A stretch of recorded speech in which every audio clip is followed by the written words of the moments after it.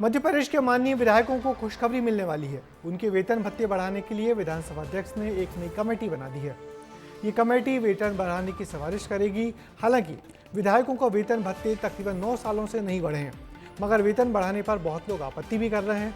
कहा जा रहा है कि जब प्रदेश पर 3,00,000 करोड़ रुपए से ज़्यादा का कर्ज है, तो विधायकों का बढ़ा हुआ वेतन भत्ता भी राज्य सरकार पर एक नया बोझ ही बनेगा। विधायकों को भी जनता के हित में त्याग करना चाहिए। ये रिपोर्ट देखिए। मध्य प्रदेश में माननीयों की मौज, नेताओं की बढ़ने वाली है सैलरी। सैलरी के लिए पक्ष विपक्ष एक साथ। मध्य प्रदेश के माननीयों की सैलरी बढ़ने वाली है। ये वही माननीय हैं जो जनता की सेवा करने के लिए चुने गए हैं। अब माननीयों को सेवा करने के लिए रुपए की कमी होने लगी है। हैरान करने वाली बात यह है कि अपनी सैलरी बढ़वाने के लिए पक्ष और विपक्ष के विधायक एक सुर में दिख रहे हैं। बता दें, मध्य प्रदेश के विधायकों की सैलरी देश के दूसरे राज्य बिहार, गुजरात, हरियाणा, हिमाचल, महाराष्ट्र, राजस्थान, अरुणाचल, असम, झारखंड से भी कम है।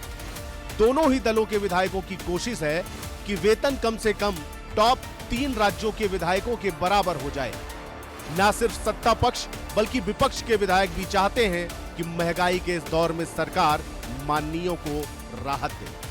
फिलहाल मध्य प्रदेश में विधायकों को वेतन 30,000, निर्वाचन क्षेत्र भत्ता 30,000, टेलीफोन भत्ता 10,000, स्टेशनरी के लिए 10,000, कंप्यूटर ऑपरेटर के लिए 15,000 और मेडिकल भत्ता 10,000 रुपए हर महीने मिल रहे हैं। इसके साथ ही सत्र में शामिल होने के दौरान विधायकों को अलग से 1,500 से 2,500 तक भत्ता मिलता है। मध्य प्रदेश में 9 साल बाद विधायकों की सैलरी रिवाइज होने जा रही है।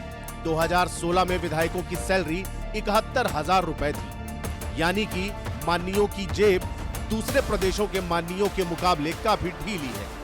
शायद इसलिए ही सरकार माननीयों की तनख्वाह में इजाफा करने की तैयारी में है। फिलहाल सिफारिश पर विधानसभा अध्यक्ष ने बीजेपी और कांग्रेस के विधायकों के वेतन भत्ते बढ़ाने के लिए समिति का गठन कर दिया है।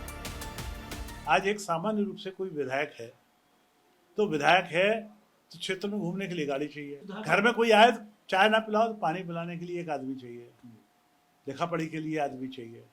तो उतने सीमित वेतन में वो संभव नहीं है। सब भत्ते में ला लो ना तो 1,06,000, तो 1,06,000 रुपए में भी क्या इतनी सारी अपेक्षाओं की पूर्ति हो सकती है? अब इस पर सियासत भी शुरू हो गई है। कांग्रेस ने कहा कि एक तरफ सरकार कर्ज से जूझ रही है, दूसरी ओर माननीय अपनी सैलरी बढ़ाने में जुटे हैं।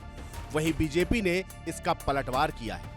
खरीदने के लिए 70,000 करोड़ चाहिए, वो है नहीं कि इनसे कहना कि आप FCI के माध्यम से खरीद लो।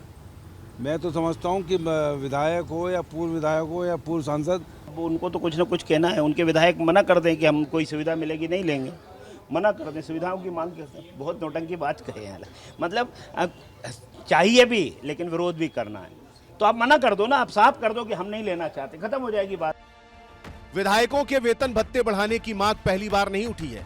इसके पहले भी कई दफा विधायकों ने सैलरी बढ़ाने के लिए मांग रखी है। बहरहाल इन विधायकों के तेवर देखकर यह साफ है कि इस सत्र में विधायकों की वेतन वृद्धि का ऐलान तय है।